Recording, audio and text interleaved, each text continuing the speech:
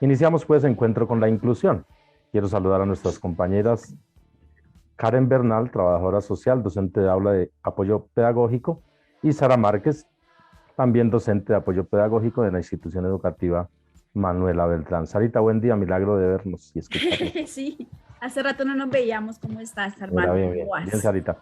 Va a pedir Bueno, un favor listo. al profe Andrés que apague cámara, por favor, que más adelantico vamos con usted, por favor. Muchas gracias. Listo, Sarita, adelante. Listo, bueno. Entonces, para hoy tenemos un tema importante y preocupante al mismo tiempo, que es que a puertas de un concurso docente, las docentes de apoyo pedagógico pues son quienes garantizan en compañía de los directivos docentes, los docentes de aula, los docentes de área, la participación efectiva de los estudiantes con discapacidad. Continuamos sin tener la posibilidad de acceder a ese concurso. O sea, desde 1994 fue el último concurso en el que hubo la posibilidad de nombramientos de planta. Desde ahí, en el año 2009, el decreto 366 suprimió estas vacantes de planta y se acceden a estas solamente a partir de la provisionalidad y la temporalidad. Posteriormente, el decreto 1075 ratificó nuevamente esto de no poder hacer los nombramientos de planta, y el decreto 1421 nuevamente excluye esta posibilidad. Se habla de unas funciones establecidas por el Ministerio de Educación, pero lo preocupante es que si hacia el futuro estas vacantes solamente son temporales o provisionales, pues ¿quién va a cumplir con estas funciones enmarcadas desde las gestiones directivas, académica, administrativa y de comunidad, que engloba todos los procesos que se deben desarrollar para la población con discapacidad? Y al respecto de esto, pues Karen nos va a mencionar cómo es este proceso también desde las aulas de apoyo pedagógico, donde también se requiere de profesionales que cualifiquen estos procesos de la población. Entonces, adelante Karen, y posteriormente Miguel Ángel nos hablará de cómo ha sido ese proceso con el Ministerio de Educación Nacional. ¿Listo, Karen?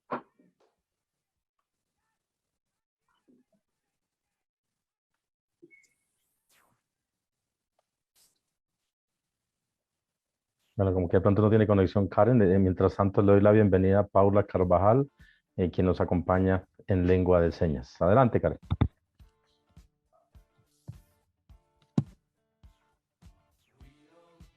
Bueno, y si no, mientras tanto, entonces Miguel Ángel nos puede dar las conclusiones, o nos puede comentar acerca de cómo ha sido este proceso desde el Ministerio de Educación Nacional y cómo sería como esta incidencia para, no sé si sería para la derogatoria o para el cambio total del decreto 1421 que hace referencia a lo que yo he estado mencionando. Entonces, adelante, Miguel Ángel. Bueno, Sarita, un saludo vital, fraternal y pedagógico a ti, a la mesa de trabajo, a Armando, a nuestro director de Cumple y por supuesto a todo el magisterio de la comunidad educativa. Sí, este tema de inclusión es de lo más exclusivo que tiene el gobierno y los gobiernos sucesivos neoliberales. Es decir, si hay algo exclusivo es a la población que tiene el derecho de tener educación inclusiva. Eso está absolutamente claro.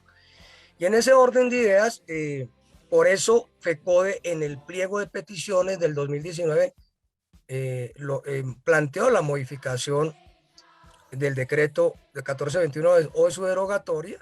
Finalmente los acuerdos no alcanzaron para la derogatoria de modificación, pero sí a crear una comisión constituida por FECODE, por el ministerio, por las organizaciones que hacen parte de la Comisión Nacional de Discapacidad, la cual se reunió durante todo el 2019 al 2021 y ha reiniciado sus conversaciones, pero tenemos 4 diferencias por lo menos. Ojalá me acuerde de todas. La primera, para nosotros ya el 1421 está superado.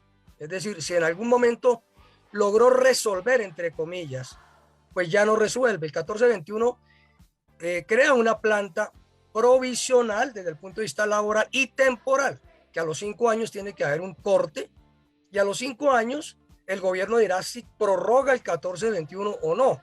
Ese 1421, si se prorroga, sería en las condiciones de la planta provisional, O peor, lo suspenden y dicen que los maestros de aula regular, de los niveles educativos, etcétera, asumirían a los niños de inclusión por el equivoco que tienen ellos de que todo niño puede ser incorporado al aula regular. Entonces, el primer asunto que nosotros estamos planteando y que la comisión en su mayoría señaló que en las conclusiones del informe final 1921 tiene que ir la necesidad de convocar un concurso para en todas las profesiones y por supuesto de maestras que tienen que ver con la educación inclusiva, no solamente para docentes de apoyo. Pero es la primera, digamos, gran diferencia, porque ellos escriben eso en letras muy chiquitas, pero vuelven a escribir en letras muy grandes las bondades del 1421 para siempre. O peor, si lo suspenden y reemplazan por. Entonces, digamos, esa es una discusión enorme. Dos, la otra discusión que planteamos en las objeciones al informe final es la necesidad de que en la reforma del Sistema General de Participaciones de alto nivel que se discute, vaya presupuesto para la educación inclusiva. Porque actualmente, por el criterio ese que no corresponde, que todos los niños pueden ser integrados al aula regular, se habla de aumentar el presupuesto en preescolar media y básica. Y se supone que allí está incluido lo de inclusión, lo cual para nosotros no es así. Debe haber un presupuesto acompañado de un dato que nos debe proporcionar el DANE de cuánta población está en atender la educación, en ser atendida en educación inclusiva. Digamos dos. Tres, la otra discusión es sobre el concepto que ellos tienen y dicen no hay educación, no se pueden aceptar ofertas segregadas. Nosotros objetamos eso, porque la oferta segregada entonces sería como en el caso de Bolivia, porque para ellos el tema es que todos los cognitivos deben ir al aula regular, independientemente de su necesidad educativa especial. Nosotros señalamos que unos deben ir al aula regular, acompañado, por supuesto, de todos los maestros y maestras de apoyo y todas las profesiones, y que se requieren, por supuesto, aulas y colegios, como en el caso de Bolivia, que tienen unas atenciones muy de alto nivel y que no pueden ser calificadas de segregadoras. Nosotros nos oponemos y nos opusimos, no vamos a afirmar ni la desaparición del Bolivia ni de otros colegios de esta naturaleza. Y tercero, el tema de la bendita gana de entonces, mientras sea una planta temporal, entonces ellos no aceptan que discutamos las funciones de los maestros y maestras de inclusión, y en ese orden de ideas, perdónenme la expresión, hace lo que se les venga en gana, con circulares y no con resoluciones o actos administrativos consensuados sobre el tema de las funciones. Esos son 4 puntos y por los cuales nosotros señalamos que es hora ya de que estos 4 asuntos principales deben ser resueltos. Bueno, Karen estará por ahí para que nos hable un poco acerca del tema de las aulas de apoyo pedagógico y cómo está ese proceso con las docentes de aula. Bueno, buenos días para todos y todas. Sí, realmente la 1421 hace, pues, digamos que da unas generalidades sobre cómo debería ser la atención en el sector educativo para las personas con los niños, niñas y jóvenes con discapacidad, pero la realidad que vemos es otra, ¿no? El no abrir el concurso pues hace que no se den las condiciones para, no solamente para las personas que actualmente estamos trabajando dentro de la inclusión, dentro de las aulas de apoyo pedagógico, sino que no garantiza las condiciones reales y verdaderas que deben tener los niños, niñas y jóvenes con discapacidad cognitiva. Entonces, en este momento, pues el concurso desconoce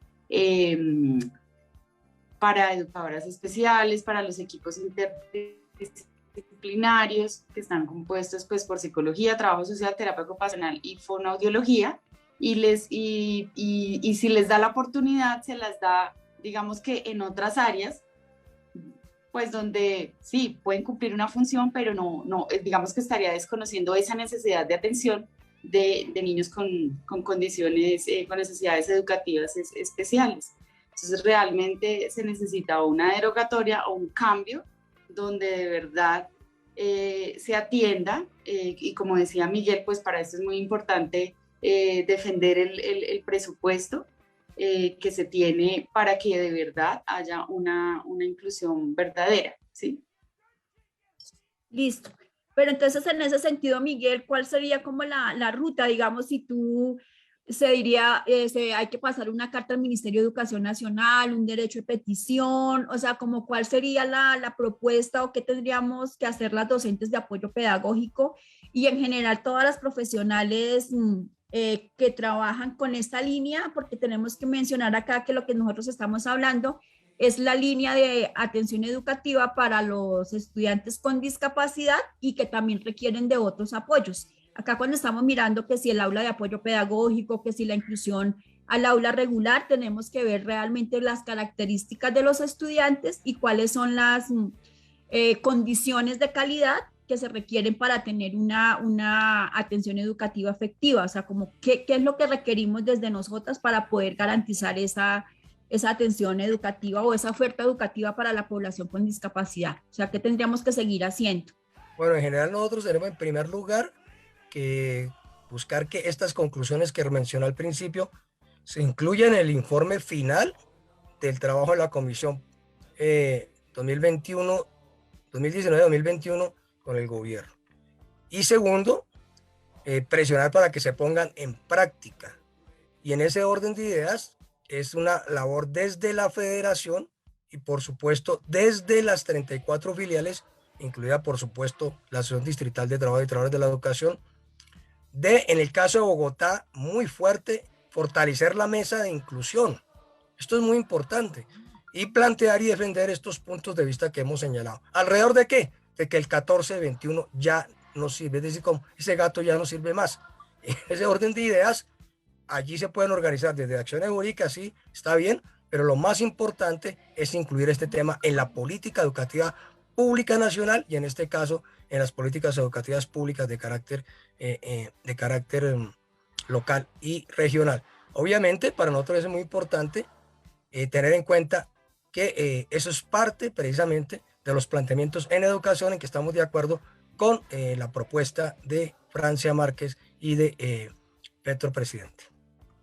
Listo, entonces continuaremos en una próxima emisión dando las condiciones y informando cómo podemos fortalecer esa mesa de inclusión que nombra Miguel Ángel y cómo podemos hacer incidencia para que se haga la derogatoria o la transformación de este decreto 1421 para garantizar esta participación efectiva de la población con discapacidad y también de sus familias, ¿no? Porque aquí es importante tener en cuenta que las familias también juegan un papel para incidir sobre este trabajo con la población con discapacidad. Entonces, continuaremos en una próxima emisión. Muchas gracias, Miguel Ángel. Muchas gracias, Karen. Próximamente hablaremos. El presentador ya se nos asomó.